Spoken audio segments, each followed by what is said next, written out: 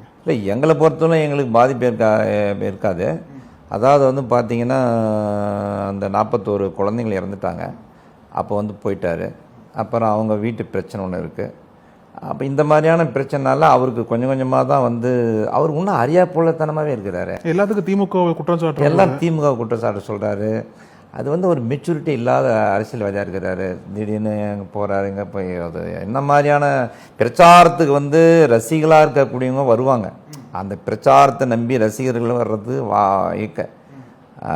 அதனால் அதை நம்பி நம்ம போகிறதுன்றது அவங்களே திங்க் பண்ணி இப்போ கொஞ்சம் கொஞ்சமாக உணர்றாங்க. அது எந்த இடத்துலையும் 234 தொகுதியில் அவர் வெற்றி பெறுவதற்கான வாய்ப்பு ரொம்ப ரொம்ப குறைவு. ஐயா, இப்போ அரசியலில் வந்து ஒரு அரிய நிகழ்வுன்னு பேசும்போதுங்க, இப்போ சில வேட்பாளர்கள் வந்து ஒரு தேர்தலில் ஒரு கட்சியில் நிற்பாங்க, அடுத்து வரக்கூடிய தேர்தலையே இன்னொரு கட்சியில் அதே தொகுதியில் நிற்பாங்க.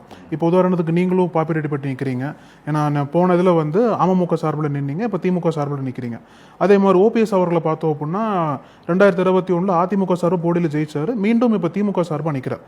அதே மாதிரி விலவாங்கோட்டில் விஜயதரணி வந்து காங்கிரஸ் எம்எல்ஏவாக இருந்தாங்க, இப்போ அதே தொகுதியில் பாஜக சார்பாக நிற்கிறாங்க.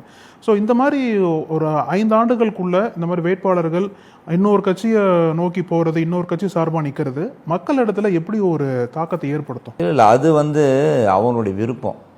அதாவது வந்து நான் வந்து தாய் கழகத்தில் தான் இணைஞ்சிருக்கிறேன். தாய் கழகமான திமுகவில் தான் இணைஞ்சிருக்கிறேன். அண்ணா திமுகவில் வந்தவங்க தாய் கழகத்தில் தான் இணைஞ்சு அது ஓபிஎஸ்ஸாக இருந்தாலும் சரி, வைத்தியலிங்கமாக இருந்தாலும் சரி, அல்லது பால் மனோஜ் பண்ணியிருந்தாலும் அவங்களுடைய ஏரியாவில் அவங்களுக்குரிய செல்வாக்கு இருக்குது. அவங்களுடைய மக்கள்கிட்ட அணுகுமுறை, அவங்களுடைய பண்பு, அந்த பாசம், அந்த அனுபவத்தில் தான் நாம் வெற்றி பெறணும்.